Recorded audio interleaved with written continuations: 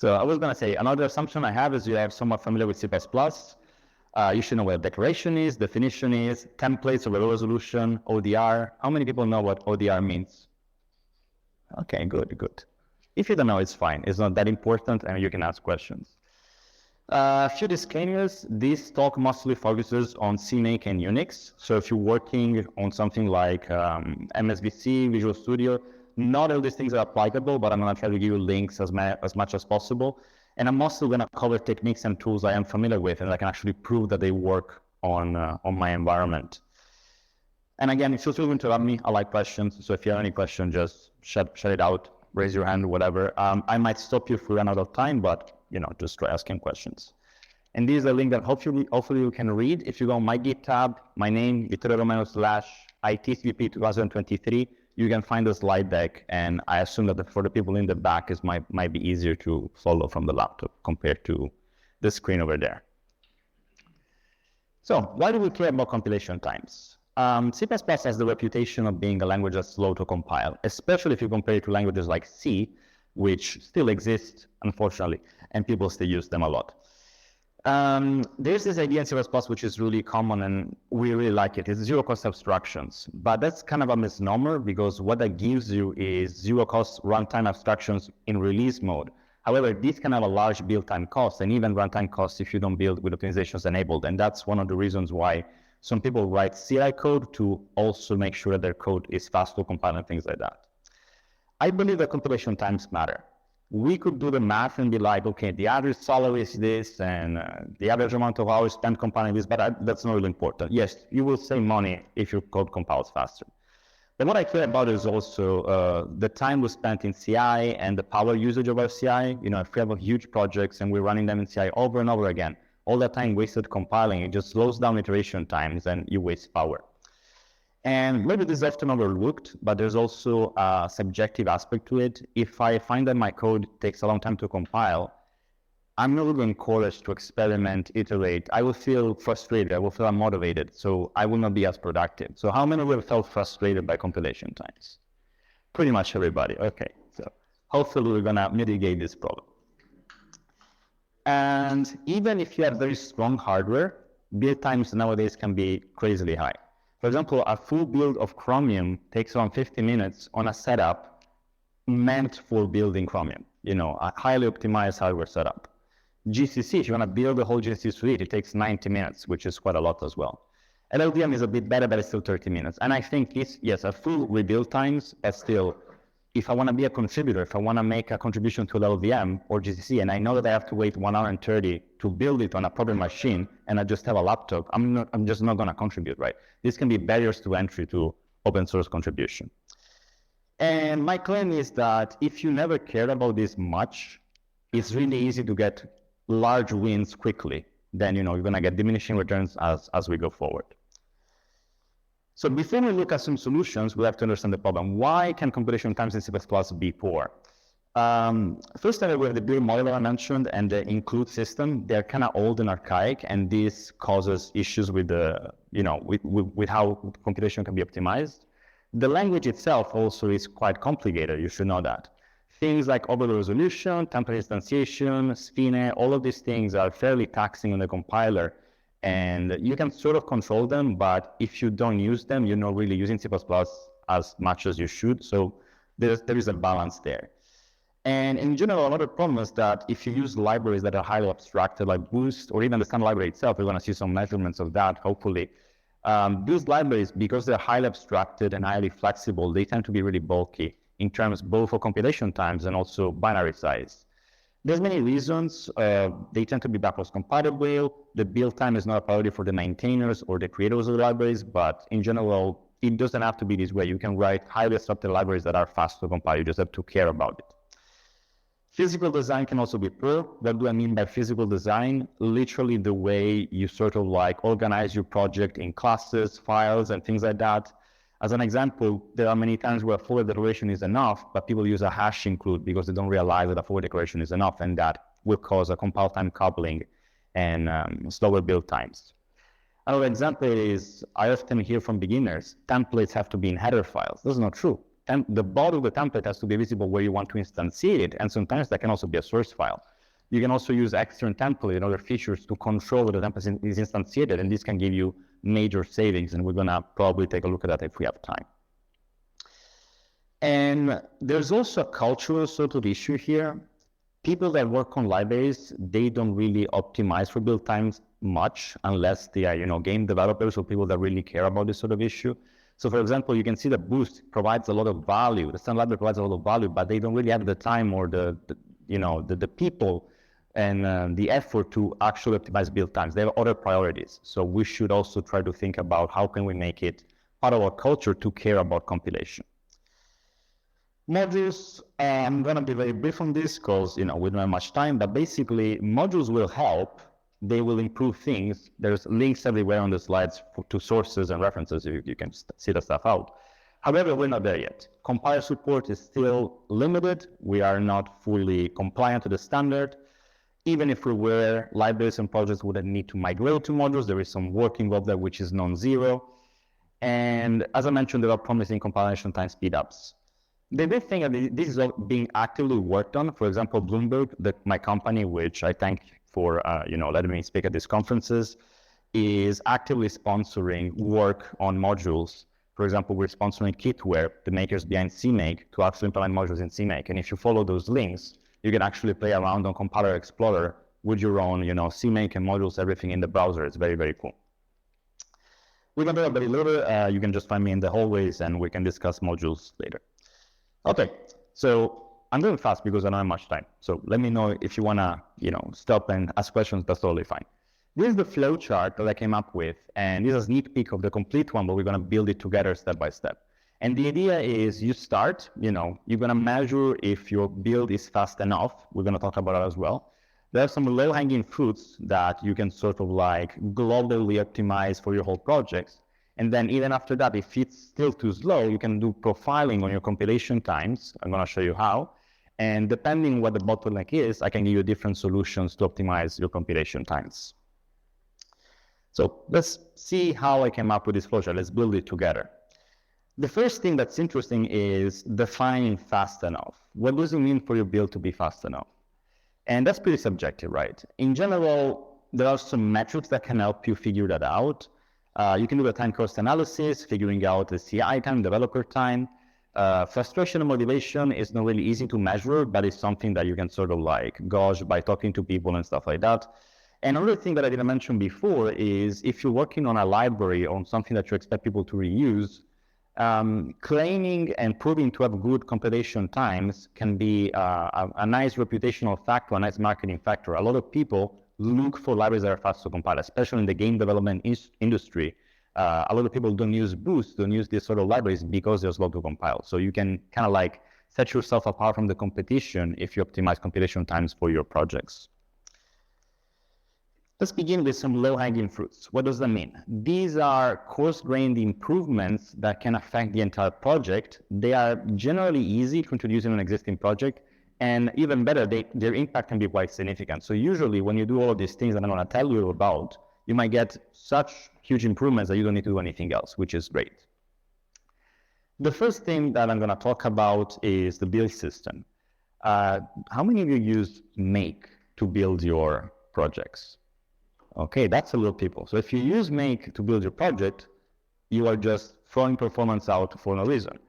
And there are alternatives to Make, such as Ninja, which are drop-in replacements. You can just use them in the same exact way you would use Make. However, they are just made better. They have better scheduling algorithms. They track dependencies better. They detect file detection in a more robust way, avoid recompilation of objects that I haven't really changed. And enabling them is trivial. You can find Ninja on every major platform. And if you use CMake or even your own build system, it's really easy to swap Make for Ninja, and it does the exact same thing. If you use CMake, which is going to be my assumption here, how many of you use CMake? Okay, pretty much everybody. If you just say -G Ninja, which stands for generator, and Ninja, of course, is the generator you want to target, then CMake will generate Ninja Make files. And instead of using make-J something where you have to manually specify the number of cores that you want, you can simply invoke Ninja itself. And Ninja is clever enough to figure out how many cores you have in your machine and pick out a number that's reasonably high and probably leave some cores behind for auto computation. Now, if you do this, what's the impact? In order to measure that, as I mentioned before, I've been working on this open source library. I'm part of the maintainers team. It's called SFML. It's a library to create small games and, let's say, visual programs, also audio networking. So, a very simple layer to play around with multimedia. It's a fairly small project, let's say 225 source files, but there's also examples and tests, which I didn't count here. And this my build environment is a fairly decent desktop computer, and I've been working on MinGW on Windows. And I'm just going to spare you the boring details, but basically, if I compare, I'm just going to show you here. If I compare MinGW Make versus Ninja on a full rebuild of SFML using Clang, Ccache, which I'm going to talk about later, then a full rebuild with Make takes around 5.9 seconds, and a full rebuild with Ninja takes less than 1 second. And all of that, extra time is just spent in Make doing things that are not meaningful. It's just figuring out whether I have to recompile and check dependencies and check if files change. So you can already get, for free, 5 seconds of speed up just by changing your tool from Make to Ninja. And I think it's a pretty good improvement for such a tiny change. Linkers. How many of you use the default linker? Okay, there's more room to improve things. So if you're using a default linker on your machine, especially LD or Gold on Unix-based systems, these are very slow to some alternatives. The main alternative I'm going to talk about is LLD, which is freely available on most platforms, but I'm going to show you also another one. The reasons are technical. LD and Gold are old. They have an inferior threading model. They were not designed with multi-threading in mind. They don't allocate, let's say they allocate much, and the data structures they use are not great. This is a table I got from the LLD project, which is part of LLVM. So if you have Clang on your system, you already have LLD. And I'm just going to show you some differences. I'm just going to use Chromium because it's the most impressive one. But the linking time for Chromium rebuild, just the linking time, not the whole build time, is 209 seconds. So just the linking for Chromium with LD takes that much, 209 seconds. If you switch it to Gold, a huge improvement, you get down to 1 minute. And again, that's just linking. But if you switch to LLD with threads, it goes down to 16 seconds. So you can go from 209 seconds to 16 just by changing the linker. And that's literally changing the executable you use to link. You don't have to make any change in your source code. It will still work as before, and it's another free improvement that you can get there. How do you use LLD? It is a drop-in replacement for your default linker. So the easiest way to use it is if you use CMake, you can just pass this flag -d CMake CXX flags equals fuse LD LLD. So this is actually passing this flag to the compiler, and then the compiler will be responsible for invoking LLD whenever it's needed. Yes, there's a question. Yeah. So the question is this supported on Windows? On WinGW, yes. If you use MSBC, I am not sure, but they support Clang, so it's possible. Personally speaking, when I work on Windows, I use MSys2 and WinGW, which is like a Linux environment inside Windows, so that works well. So with WSL also this is supported. If you use native toolchain made by Microsoft, it might not be. For SFML, they gave us roughly a 3-second speed up on a full rebuild, and that's a 20% speed up. So just by changing the linker, which was quite good. However, even LLD, which was this impressive improvement, is low when you compare it to a new linker, which is called Mold, and I would just want to talk about that a little bit. So Mold is a modern open source linker. It was made by this person, Rui. I'm not even going to try pronouncing the surname. And this is the same person who actually started the development of LLD. So it's somebody that has experience in the field. And Mold is extremely fast because really, with his experience, chose really good organized data structures, but also designed this tool specifically for modern machines, taking advantage of multi-threading, taking advantage of CPU cache and all that stuff. And just to give you an idea of how fast this is, if we go back to Chrome, with LLD on this benchmark, they were getting around 12 seconds, and with Mold, it goes down to 2.2 seconds. Something like Firefox, from 6 seconds with LLD, goes down to 1 second with Mold. So again, we're having a huge improvement, and you can imagine that going from 11 to 2 seconds almost gets you there to that fast iteration speed where you can make a change and see it immediately after you build, which is really, really nice. That's the caveat. Mold is fairly new. It's a new project. It might have some bugs. It is free to use for Unix platforms under AGPL license, so you need to make sure that your project is compatible with that. However, if you want to use it on other projects commercially, there is this other version called Sold, which, perfect naming scheme. And Sold is commercial. You have to pay on a per user or per monthly or yearly basis. And it supports macOS, and Windows supports is underway. So if you have a company and you want to support a nice open source project and get huge benefit out of it, I would recommend at least taking a look and it if it works for you. Other thing you can do, other than changing the build system and the linker, is introducing a compilation cache.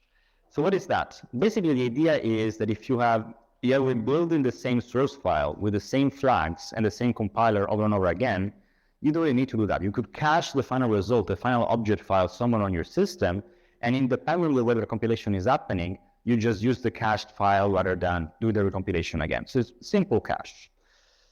This is sort of what it looks like. I hope you can sort of see the slide, but basically, if you are invoking G++ with some flags on some source file, then you can cache the compiler identity, flags of the compiler, the hash of the source file, maybe after calling the preprocessor, and then you're going to have this system-wide cache somewhere on your system, and whenever you run the same command on the same source file, rather than recompiling it again, you just get, the file from the cache itself. So it's a way of running a recompilation for the same things over and over again. There are many tools that allow you to do this. The most common ones are Ccache and sccache. I've been using Ccache personally. It's really easy to integrate and does the job really well. And I'm going to show some benchmarks on the other side that are a bit nicer. So how do we enable Ccache? The way you do that with CMake is fairly straightforward. You can look for the Ccache executable in your path by using find program. So you'll see if Ccache is installed, then I'm going to use it. Otherwise, I'm not going to use it. So you don't have to care about that. And if you find Ccache, then what you can do is you can set this property rule launch compile to the result of this variable called Ccache program. And what that basically does, it prepends Ccache to have invocation of your compilation of source files to allow it to be cached for the future. I get roughly a 35 or 50 times faster speed up for a full rebuild of SFML if I don't change anything. So that makes sense, right? If I have multiple builds at the same time, which is something that I often do because I want to experiment with different branches or with different changes without them conflicting, this ends up sending all the time because most of the work is repeated, is redundant. So Ccache will prevent that. It's really, really nice.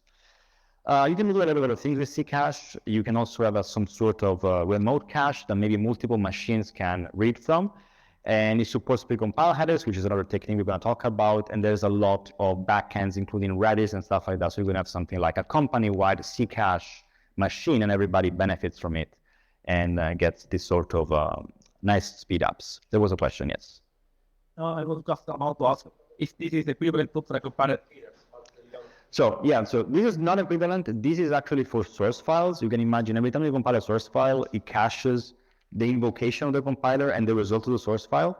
Precompiled headers are a bit different, but they can work together. Okay. Yeah, the question was, what's the relationship between Ccache and precompiled headers?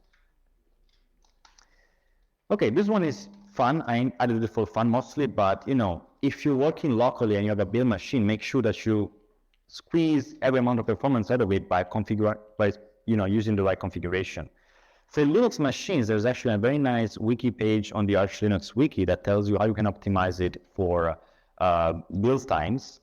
And for Windows, it tends to be useful to look for gaming optimizations because most of the time, these sort of optimizations also help you get a better output of your, better performance for your compilation. If you're building locally in Windows, like I usually do, I can give you a clickbait, one easy trick. You can boost your compilation times by 10%. And that easy trick is Windows Defender, actually, because for some reason, the real-time protection of Windows Defender ends up detecting the object files you're building during a full recompilation and ends up scanning every single one as you are compiling. So if you add an exclusion for your build directory to your Windows Defender exclusions, you would actually see up to 10% speed up improvement. And in my case, I saved 20% CPU. And I know I'm not writing malware, so there's no need for Windows to check my code. And in general, also, it's a good way to look at processes with compilation. If you're working locally, you might be surprised to see that something like an indexer or something like that is actually causing some issues in terms of build time. Okay, precompile headers. This one is fairly major. It requires a bit more work, but the savings can be massive as well. So think about it. Imagine you have a project, and in this project you have this header called x.hpp, and you include this header in a lot of source files. It's a very common header, right? Every single source file that uses this header, because of the compilation mode of C++, is going to be compiled individually, in isolation from the other source files. So this same header, every single time, is going to be preprocessed, tokenized, parsed, and copy-pasted as part of your source file. It's very wasteful work, especially if this header is being used a lot. So what you can do, you can actually ask compilers to pre-process some commonly used headers of your choice. How do you do that? Basically, I'm going to show you what settings you have to use, but the compiler eventually is going to take this header, it's going to translate it with some IR, some interpreted representation that's internal to the compiler, and then that intermediate representation is going to be prepended automatically to every source file that's part of your project. And of course, prepending the IR is going to be much faster than having to recompile the whole header from scratch. Time savings can be massive with this.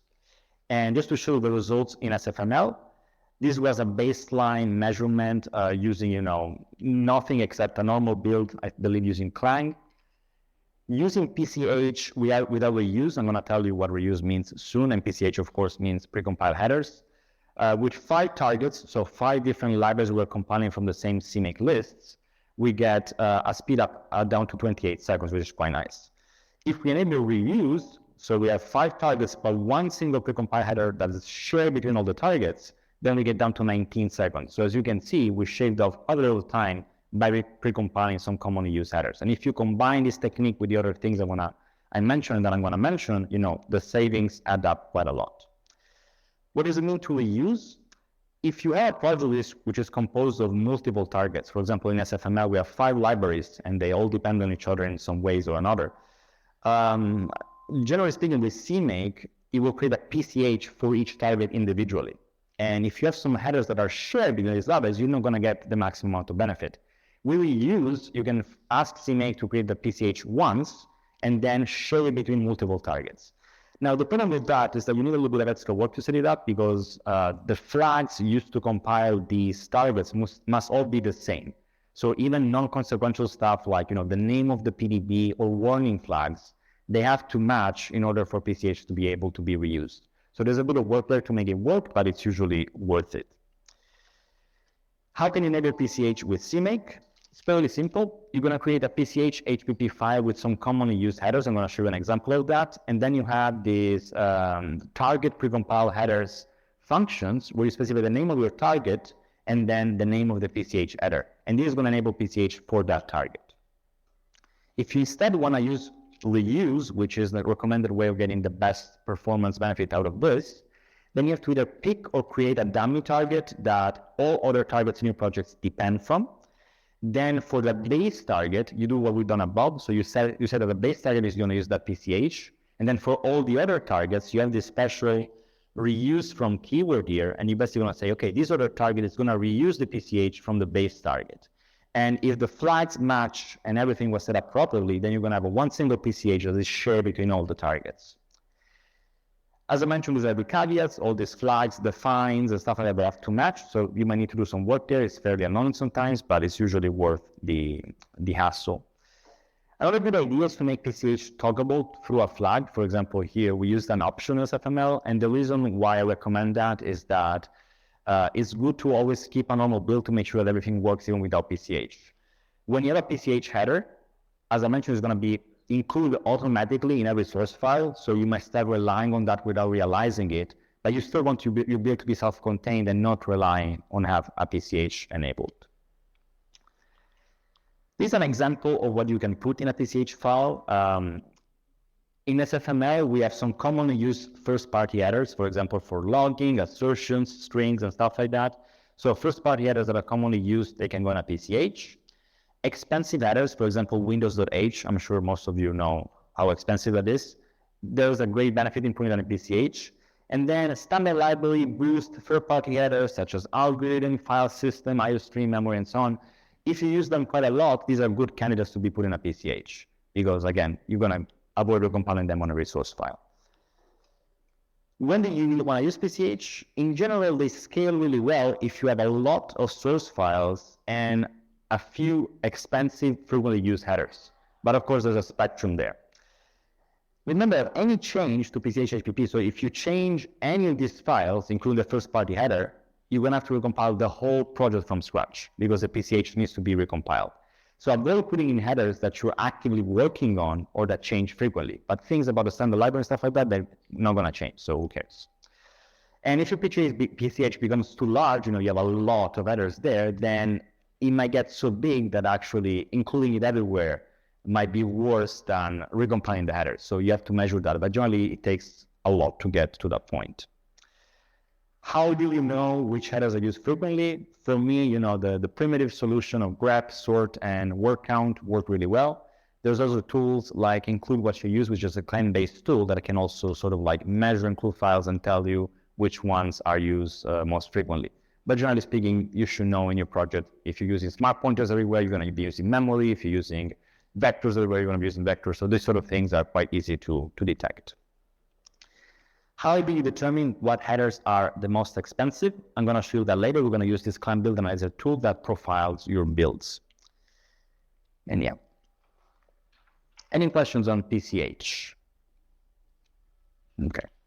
The last thing I want to show you regarding these low-hanging fruits is the idea of unity builds. This is weird and is very counterintuitive, but it works really well. The idea is rather than compiling every source file individually in isolation, imagine you take a bunch of source files, let's say 10 source files, even if they're not related, and then you paste them together in a single CPP file, and then you compile that on its own. Why would you do that? And the reason why you want to do that, so basically something like this, including CPP files together in a Unity CPP file, is that there are a lot of benefits. Basically, if you think about it, since this translation unit is going to now be larger, every header that was going to be used individually for all the source files is going to be parsed and used only once. So common include headers are compiled and parsed fewer times. If you have a little templates that are being instantiated in all these source files, instead of instantiating them from scratch on every translation unit, you're going to do it once and reuse that instantiation as part of the Unity build. And the linker does a lot less work. You don't have to deduplicate symbols. You don't have to figure out how to connect functions together. And surprisingly, even incremental builds might be faster with this approach compared than without. And it's sort of counterintuitive, right? Usually you imagine, okay, if I make a little change in a source file and I only recompile that one, it's going to be faster. But in truth, bundling it together is actually faster even for incremental builds. And this is very important. I didn't know that this was like the most important part, but I talked to some people in Tel Aviv. I was at Core C++ a few days ago, and they were working on Unreal Engine project with a lot of source files, and they noted that when they enabled Unity builds, most of their performance improvement came from not having to invoke the compiler multiple times. So there was some actual overhead involved with just running Clang or running GCC, starting the process and the process, getting up to speed, that avoiding multiple calls of the compilers by putting them together actually saves a lot of time. So there's a lot of places there's a lot of reasons why this helps. I also like to call this the wish.com version of LTO, because it's sort of what it is. LTO's link time optimization is basically optimizing between source files, between object files, or between even libraries. If you put the source files together in the same source file, you're sort of enabling the compiler to do the same thing that LTO would do. So you might actually get even better runtime performance if you do this. Those are sort of benefits. You can catch the violations, and they help you enforce header hygiene. They can help you catch transitive include reliance. I have some examples at the end of the slide deck, but we're never going to get there. So you can take a look on your own later. So you don't have to use it on your own, right? I'm not asking you to go and hash include CP files. CMake will do it automatically for you. If you enable this -d CMake Unity build on, then during compilation, CMake will start creating these Unity files and picking random source files from your build and putting them together. You can control a lot of things. You can control the size of the bash, if you want to do 10 sources at once, or even the whole project in a single source file. If you need to include some code before and after, for example, to fix some name collision with static identifiers and stuff like that, you can do the same, or some defines. So there's a lot of things you can do to tweak this. My recommendation is, if you've never done this before, start with a small batch size, like 3 or 4 source files, and fix any errors that might arise. Those errors usually come because maybe you're using a using namespace declaration in your source file at namespace scope, or you have a static symbol with the same name, but those are usually easy to fix. And the recommendation is, if you do this, keep a non-Unity CI build so you can catch any regressions and anything that you might miss if you are relying on Unity builds. Question is? Do you have any explanation why Unity builds also equals you can make the builds? Yeah, so the question is, do you have an experience on why Unity builds improve an explanation? So I think it's a combination of a few of these factors. I think the linker is important because if you have a little different source files, even if you change a single one, the linker is going to have to do a lot of work to bring them all together at the end. So sometimes the amount of what the linker is doing is more significant than the actual change of the source file itself. So by making the linker do less work because you have everything in the same translation unit, that might be one of the ways it improves build times. And the other one, I think, is also that you invoke the compiler fewer times. And as there's a talk I can tell you later that was in Tel Aviv, and they measure this, and actually the impact of that is very large. So just avoiding to call the compiler n times and calling it less times can also be another benefit of that. It's fairly counterintuitive, but I've actually measured this myself on SFML, and it is faster, even for a single change in a single source file, to use Unity builds. Okay, there's a lot of drawbacks. So if you have symbols with internal linkage, so like static symbols, they will clash. You have to manually rename them, which can be a bit annoying. If you use using namespace, you can have collisions. If you use preprocessor defines in source files without undefining them, now you have to remember to undefine them at the end of the source file, because otherwise it's going to leak to the other ones. We mentioned this sometimes, the iteration slides can be slower. In my experience, they are faster, but if you have specific source files that maybe are very different from the others, they have different includes and stuff like that, you can exclude them from the Unity build if you want to speed up iteration times. The batch size also is important. You want to find a batch size that's good enough to give you the benefits of Unity builds, but also you want to preserve parallelism. You don't want to build everything in the same translation unit. Higher memory usage, you might introduce behavioral changes in very rare cases. If you have an overload set with the same name in 2 separate files and you merge them together, then the overload resolution might change, but that's kind of weird. And you can tie this with third-party libraries. For example, if you're using a third-party library as part of your project and you want to make that also build as a Unity build, maintainers might not be willing to do these changes because not everybody wants to support Unity builds, and I've actually encountered that, and it's fairly frustrating. Arguably, the drawbacks marked with the asterisks are drawbacks that promote good practices. Don't do using namespace, undefine your defines, and don't have a sets with the same name in a rated file. So in one way, fixing these drawbacks makes your code better. So I like that. Speed up, for SFML, we had roughly a 3-4 second speed up, which is a 30% on a full rebuild with Clang++ and LLD on my machine. So fairly significant, especially if you combine it with everything else. And also, this is very surprising, but our CI job for Clang for static analysis got 3 times faster. We don't know why, we don't care, we're happy. And the reason probably is that, again, we are not invoking Clang n times for each source file, but we're calling it, n divided batch size times. And maybe the invocation of Clang itself is the expensive part. Okay, so these were all the low-hanging fruits. How much time do I have? 10 minutes, okay, great. We're 10% inside the talk, so that was good. But this was the most important things. The other thing I want to show you is the profiling part. Have any of you managed to profile compilation times before? Okay, a few people have done that. That's interesting. I see some hesitation, right? So I'm going to tell you about this tool. It's called Compiled Analyzer. It was made by Ares. And what this does, it parses client's F-time trace output and produces a human-friendly report that actually provides you with actionable information. F-time trace, this flag was actually also contributed by Ares into Clang, and it's available upstream since Clang 9. What it does is when you compile your project with this flag, it's going to produce JSON files for each object that tell you where the compiler spent most of the time.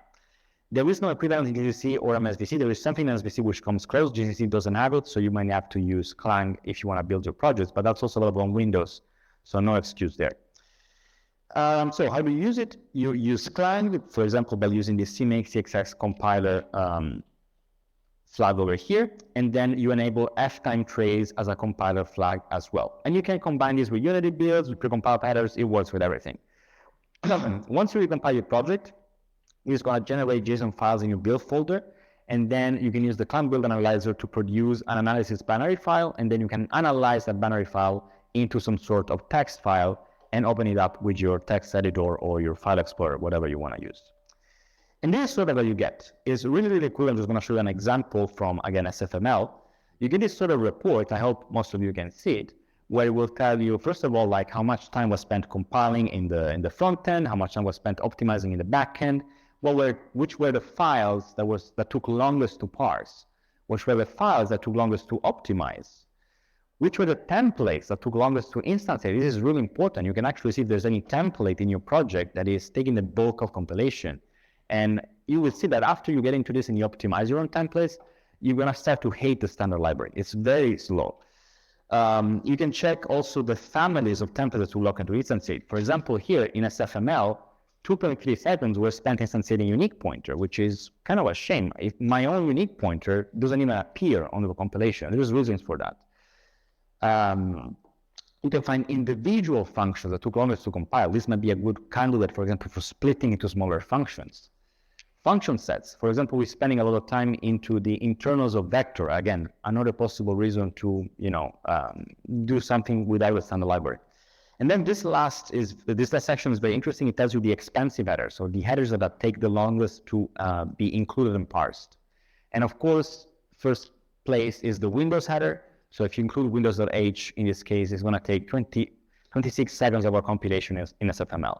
Now, this time here doesn't cover parallelism. It's like, it's coalescing multiple cores. How much time in total was spent doing this?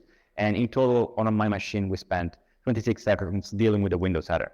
And this sort of report gives you a nice sort of overview of what headers might go well on a PCH or what headers to just throw away because they're bad. You have stuff similar to this for Visual Studio. There's one released on Clang CL that is developed by this guy called Ramon, and it's very nice. It gives you this nice sort of tooltips where it shows you a flame graph of the headers that are very expensive. It tells you which ones you're spending most time into. So if you use Visual Studio, this is something you might care about. And if you don't want to use Clang, MSVC as well has a time trace flag into the VCPerf tooling. I haven't used this personally, but somebody from Microsoft, the last time I gave this talk, was like, hey, we have this, so you should put it for correctness. So not making fun of Microsoft anymore. They actually have this. Try it out if you use Visual Studio, and I've seen online that it actually works really well. Okay, so I had how much time? Okay, I'm going to show you some interesting things. I'm going to skip over some stuff. So physical design in general, of course, everybody knows that it's good to split declaration definitions, right? So we want to do this. We want to have the declaration in the header, definition in the source file. This helps, avoid the header from becoming very heavyweight. Did you also know that I could default in the source file like this? Have you ever done something like this? Okay, quite a lot of people, yeah. And this can actually be helpful. I'm going to show you later why you want to do this. We'll also talk about this in my book. So if you want to check out this book or ask me a question about it later, I can tell you about it. But basically, we cover all modern C++ features in very in-depth analysis and show you measurements and things like that on how they affect your projects. Failure iterations. For first candidate, so if you own a type in a project and you can get away with using a fault declaration and not a header, I recommend you do that because it helps avoid dependencies between headers. And thread operation can be used in many more places than you might expect. Here's some code, and I'm going to ask you if this code is valid. Hopefully people can read it. But basically, I have this zoo.h file. I have a thread population of a class called animal. And then in my class zoo, I have a function that returns an animal by value, a function that takes an animal by value as a parameter, and then internally I store a vector of animal, again, by value as part of my data member. And then in my source file, I just implement these things. So who thinks this code is okay, given what I'm doing in the header with the for declaration? So nobody thinks it's okay. What's the problem with this code? You said again? Destructor, yes. So everybody that thinks that the problem is animal itself, or taking it by value, returning it by value, you're wrong. You can do that. So the problem here is different. The issue with this code, it doesn't compile as it is, but it's trivial to fix. The issue with this code is that the destructor of vector is going to give us this error. It's going to say, hey, I don't really know how to destroy animal because it must be a complete type. So most people, when you see this error, you think, oh, I need to include animal, right? You will include animal and it will work, but you don't have to do that actually. You can fix it in another way. If you simply define, you declare constructor and destructor of zoo in the header file and then default them in the source file, very important, in the source file, then this code will actually compile and work as intended. And as you can see here, we avoided a potential expensive include in the header file by using this sort of trick. Now, there's some caveats to this I'm going to explain, but the point I want to make is like, if you have something and you're returning it by value, you don't need it to be a complete type. If you're accepting a parameter by value, it doesn't need to be a complete type. If you're storing something in a vector, it doesn't need to be a complete type. You can get away with for declaration for all these things. The only place where we need to know the layout of animal, the size, the memory layout of animal in this case is when we actually destroy this class, because the vector needs to know how to call the destructor animal. That definition has to be available. But if we define our destructor in the source file, we are deferring, we are delaying the instantiation of the vector's destructor up until the point where we actually have this definition available, because we include the header there. So by using this sort of trick and equal defaulting these classes inside a source file can help you avoid these sort of dependencies. Yeah. So this is something that oftentimes happens when you employ the info. Yes. Yeah. So if you declare a unique pointer, unique way that it cannot be. Yeah, I have a slide on that. So you mentioned that this is something you will encounter using Pimple, and that's exactly right. And I have a slide on that. Yeah, something like this. So basically, this is about dependencies by the same principle with Pimple. You might have a unique pointer of some dependency. This dependency is a thread declaration. And to make this actually compile, you need to declare the destructor of the subsystem and then define the source file so the unique pointer actually has access to the definition of the class at the point where the destructor is instantiated.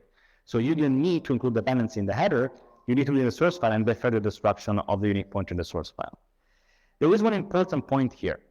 This is not great for public-facing headers, because let's say I'm the user, right, and I want to use zoo. If I include zoo.h alone, and I try to call these functions, then I will get compilation errors because I also have to include animal.h.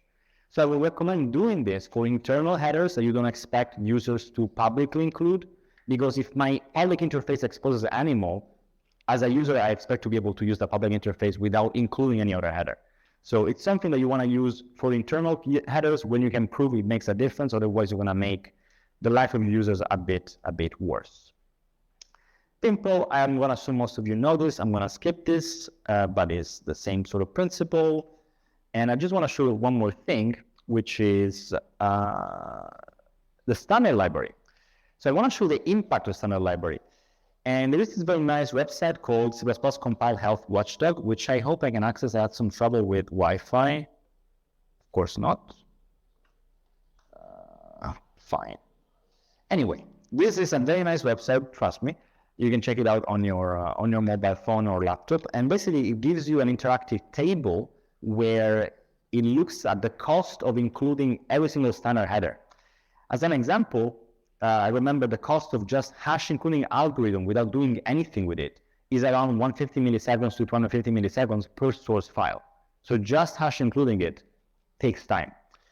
And there was this very nice tweet from somebody working with MSDC that said that just removing hash algorithm include from a source file because min was being used and replacing that min with a hard-coded version of min saved 260 milliseconds speed up on compilation. So I don't want to advise you to not use the standard library. That's sort of bad advice in general. But if you're including algorithm and you're just using min, then there's some issues there. You can still roll compilation time, but just implementing min yourself and so on. I'm gonna go out for 5 minutes and then I'll be done. And with every standard, since they add new things to the standard library, the headers get bigger and slower. For example, if you include an algorithm in 14, it will take 0.09 seconds. In 20, it takes 0.7 seconds because they added the ranger stuff and all that stuff, so it gets slower every standard. And the reason for this is mostly cultural and in terms of, people effort. Standard library maintainers have a lot of work to do. They're mostly volunteers. Their priority is adding new features, fixing bugs, and trying to make the standard library faster to compile is another thing they cannot really handle at the moment. I tried to contribute improvements. For example, I noticed that in libstandard C++, unique pointer was using tuple to store the pointer and the deleter. And I said, okay, we don't need to do that. So I created a PR, I removed tuple, I replaced it with my custom sort of pair thing. And then I proposed it. Jonathan Wakeler, which is one of the people working on GCC, was like, hey, I'm sorry, but this is an ABI break. It might change the layout for a deleter with the final specifier. So there's all these edge cases that the standard library needs to keep backwards compatibility with. That makes it really hard to sort of make these optimizations. So in general, it's really hard to improve these situations because you might break somebody that is relying on some memory layout or something like that. And competing with standard library can make sense. There are ways you can do that. For example, I re-implemented my unique pointer. It's a fairly nice exercise, fairly easy, and you can save a lot of compilation time. And there's also libraries mostly made by game developers, which sort of act as competitors of standard library with a focus on compilation speed. I am out of time. This is about forwarding headers. You can actually forward declare standard library stuff if you want to enter into undefined behavior territory. But all of these slides are also meant to be read later on offline. So I advise you to take a look at the slide deck. I'm just going to skip to the end, give you my conclusion.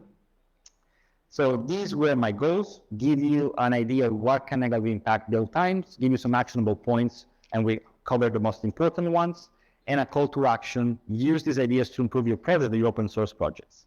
Discussion, find me later. You can ask me whatever you want, and we can chat about this. Again, some shameless self-promotion for my book. It's quite good. I don't say that as to brag, but there have been so many contributors from the ISO committee. We had people like Sean Parent, John Lakos, people working, I'll get there.